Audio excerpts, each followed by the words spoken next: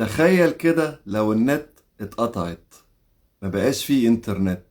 انت متخيل كمية الناس اللي هتتشرد وتبقى عواطلية، ويبتدي بقى يروح يعمل سي في ويطبعه ويمشي يوزعه على الشركات وكده عشان يبتدي يلاقيله شغلانة؟ انت متخيل عددهم قد ايه؟ مصر من كتر ما هي بلد قوية وعدوها مش قادر يواجهها، فبيعمل ايه؟ بيفتتها او بيقسمها لمجموعات صغيرة جوه الدين الواحد، جوه المهنة الواحدة، جوه الطائفة الواحدة، جوه الصف الواحد. المهم ان تبقى مجموعات. المهم ما يكونش فيه وحدة، ما يكونش فيه اتحاد بين اهلها. وطبعا لازم يضرب اهم عنصر في اي امة الا وهو الشباب. فبيعمل ايه؟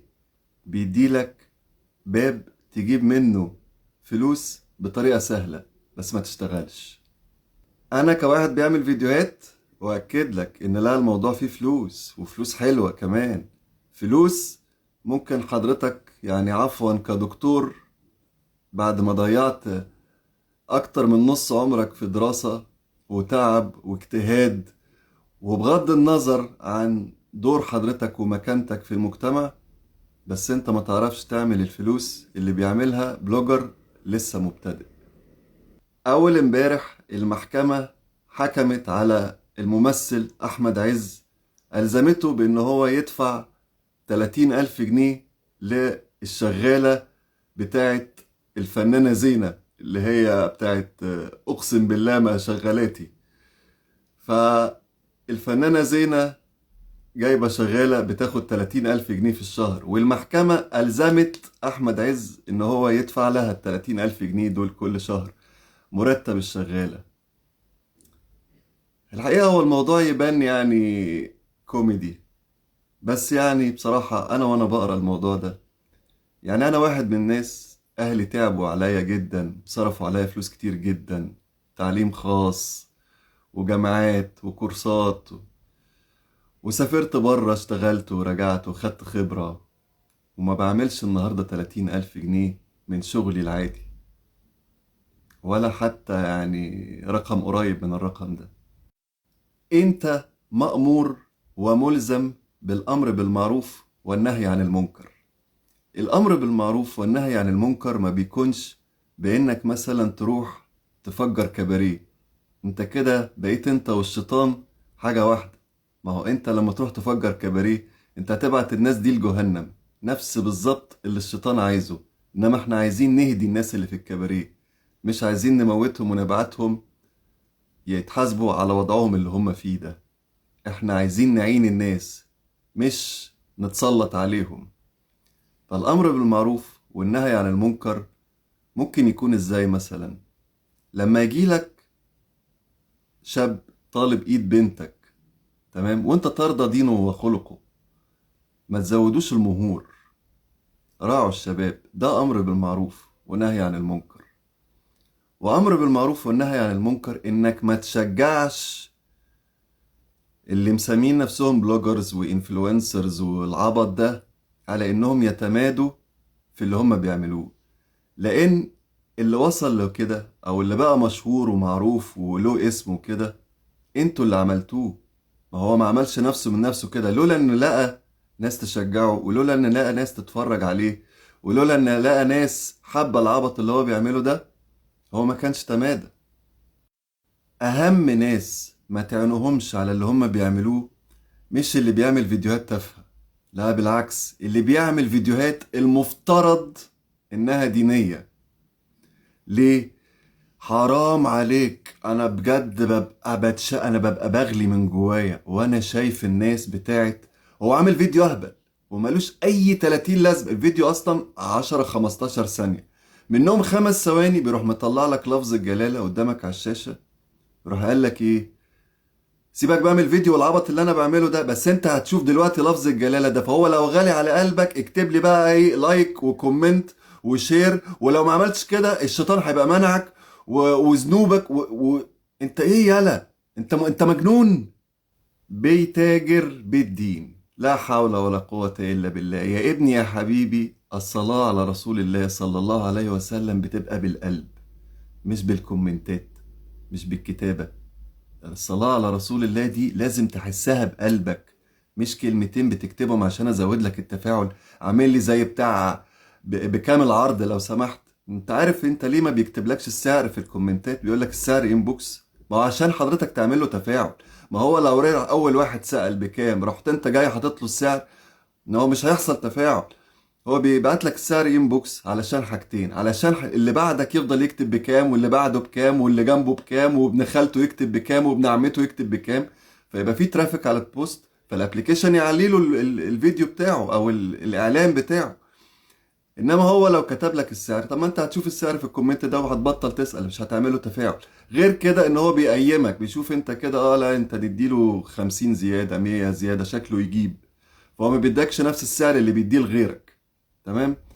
انما المهم يعني ان هو مش عايز يكتب لك السعر، سواء هو يعني بذمة واحدة او بذمتين، فهو بيكتبلكش السعر عشان انت تفضل تكتب بكام، واللي بعدك يكتب بكام، واللي جنبه يكتب بكام، فيحصل تفاعل على البوست. ده بالظبط اللي بيعمله اللي عايزك تصلي على النبي. هو عايزك تصلي على النبي واللي جنبك يصلي على النبي، هو لا فارق معاه صلاة على النبي ولا حتى يعرف النبي. ولو سألته اصلا عن النبي هتلاقي مش هيعرف يرد بكلمتين، ولا تلاقيه مصلي الظهر اصلا. بس هو عايزك بس ايه، تقعد تصلي على النبي في الكومنتات، وهو يقعد وسط اصحابه كده يقول لك بص البوست بتاعي جايب 500 الف لايك. وانتوا اللي بتشجعوه على كده. ما هو لو هو مش لاقي حد بيشجعه ولا بيتفرج عليه، ما هو مش هيعمل حاجة. اللي بيحصل ايه؟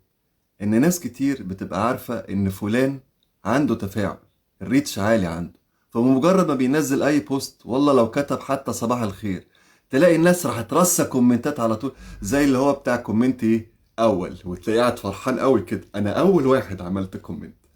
يا فرحة امك بيك، يعني ايه الاول؟ يا حاسس ايه يعني، بالريادة مثلا، حاسس بالانفراد، انت اول واحد عملت كومنت؟ ايه الخيبة دي؟ وتلاقي بقى ناس داخلة ايه، اللي داخل عفوا في الكلمة يعني يشقط، اللي داخل يصلي على النبي، اللي داخل يبيع حاجة، فاهم؟ اللي داخل قال لك اسيب كومنت كده يمكن اطلع بمتابع ولا اتنين، فاهم؟ اللي داخل يقرا الكومنتات او عامل نشاط اجتماعي وخلاص. فكل الرغي ده اللي ملوش اي علاقة بالفيديو، تلاقي الفيديو والله بص بيتكلم عن مثلا طبخة، والكومنتات كلها ملهاش اي علاقة بالموضوع بتاع الفيديو نهائي. هي الكومنتات كلها ناس عمالة تكتب في كومنتات حاجات قديمة مثلا، او بتبيع حاجة، بتشتري حاجة، بتظبط، بتحلو، نفسها حد يعمل لها لايك على الكومنت بتاعها وخلاص، ايا كان هو ايه. ايه ده؟ لسه شايف فيديو، الفيديو من اوله كده اول كلمة فيه بسم الله الرحمن الرحيم: استحلفك بالله اذا رأيت هذا المقطع ان تنشره حتى يصل الى احباب النبي وتعم الفائدة. والفيديو ايه بقى؟ صورة من الحرم المكي وكده وناس بتطوف فتقول بقى ايه ده، في معلومة بقى، ده انا هدوس شير بقى علشان احباب النبي بقى ايه يعرفوها. اكتب لي اذا رأيت النبي في خلال دقيقة، لو رأيت النبي لمدة دقيقة واحدة هتقول له ايه؟ انت مالك؟ انت مالك هقول له ايه؟ وهي دي الفائدة اللي عايزة تعم، كل واحد هيقول له حاجة شكل. ايه بقى اللي عايزة تنشره عشان يوصل المقطع ده لأحباب النبي؟ ايه الفايدة اللي هتعم؟ لما اعرف فلان اللي جنبي ده لو شاف النبي هيقول له ايه؟ هو انا اللي هقوله له غير اللي هو هيقوله له، غير اللي انت هتقوله له. انت اصلا مش هتلاقي حاجه تقولها له، انت هتحط وشك في الارض كده بعد الفيديو ده وتسكت، علشان يعني الا لعنه الله عليك. ناس بتعمل فيديوهات مسابقات دينيه، طب حلو عظمه بارك الله فيك، حط لنا الاجابه بقى، يعني اخر الفيديو قول الاجابه، حط الاجابه في كومنت. انما ما تسيبليش الناس تقعد تهبط في الكومنتات عشان تعمل لك تفاعل، بتقول اجابات غلط وانت اصلا سائل سؤال يعني ما تفهمش جايبه منين. يعني واحد بيقول لك ايه، سيدنا ادريس ليه اسمه ادريس؟ ما اعرفش. يعني ما اعرفش سيدنا ابراهيم ليه اسمه ابراهيم؟ ما اعرفش. هو يقال ان اسمه ادريس لان هو كان يعني كثير الدراسة بيدرس كتير، والله اعلم ممكن تكون غلط. ايه السؤال ده؟ يعني ايه السؤال؟ هستفاد ايه انا لما اعرف ليه سيدنا ادريس؟ واحد كاتب لك ايه، اصل هو كان خياط. ايه بقى علاقة ان هو خياط بان اسمه ادريس؟ يعني ايه علاقة الخياطة بادريس؟ بالله عليك. انت مش عايز تكتب الرد علشان الناس تقعد ترزع في كومنتاتها. ما هو لو الرد اتعرف خلاص الناس مش هتفتكس من عندها. انما انت عايز الناس تهبد عشان يكتر لك كومنتات. فبالله عليكم يا جماعة ما تعينوش الناس على الباطل. ما تعينوش الناس على ان هم يتمادوا في العبط اللي هم بيعملوه ده ويسيبوا شغلهم ويتفرغوا للنت، لانه قريب جدا، وخد مني الكلام ده ثقة، قريب جدا النت هيقطع. خلاص، كل سنة وانت طيب. فينيتو لا موزيكا. البالو اللي شغال ده خلاص بيجيب اخره، والدنيا نفسها اصلا بتجيب اخرها، وانت بقيت أداة في إيد حد تاني يا بلوجر. أنت بقيت أداة في إيد حد تاني بيحركك كده زي العرايس الماريونيت، بيعمل بيك شو وبيفرجك للناس كلها. فوق. play the game, never let the game play you. تفرحش بالكام دولار اللي بيترمولك في الاكونت بتاعك. وما تقوليش ما انت والله يا ابني، والله وانا صايم اقسم لك بالله العظيم، يمين احاسب عليه كده معلق في رقبتي، احاسب عليه يوم لما اقف قدام رب العالمين. انا عمري ما خدت جنيه من فيديو عملته. انما في اعلانات على الفيديوهات بتاعتي، دي علشان هي من ضمن البروسيجرز اللي بتخلي الابليكيشن يوصل الفيديو لحضرتك، لان الفيديو لما بيبقى عليه معلن فهو بيوصله لعدد ناس اكتر عشان الناس تشوف الاعلان وتشوف الفيديو. انما انا مش بتربح، وانا ما زلت عند كلامي ان مفيش حاجه اسمها بلوجر وانفلونسر. دي مش مهنه. جرب كده تروح السجل المدني تكتبها في بطاقتك مش هيرضوا. تمام. فدي مش مهنه، وبقولها تاني. اول مره قلتها طلع لي واحد اسمه اوتاكا قاعد يشتم فيا وحليم، وعملوا لايف وقاعدين مع بعض بيلعبوا جوله، قاعدين يشتموا في العبد لله. في الاخر واحد فيهم اتحبس ادي، ومن غير ما ارد عليك. وانا ما بردش عليك دلوقتي، انت الله يعينك على اللي انت فيه، انت محبوس فما ينفعش.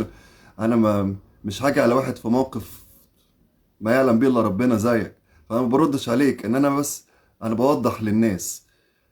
الله يرضى عليكم. ما تخلوش الناس شطائها يسوقها وياخدها ورا مصنع الكراسي ويفتكر نفسه بلوجر وانفلونسر. ما هو لما بيمشي في حته الناس بتقعد عايزه تتصور معاه، ولا كأنه يعني يسرى ماشيه على الارض. فالله يرضى عليك، انت مسؤول زيك زي صانع المحتوى.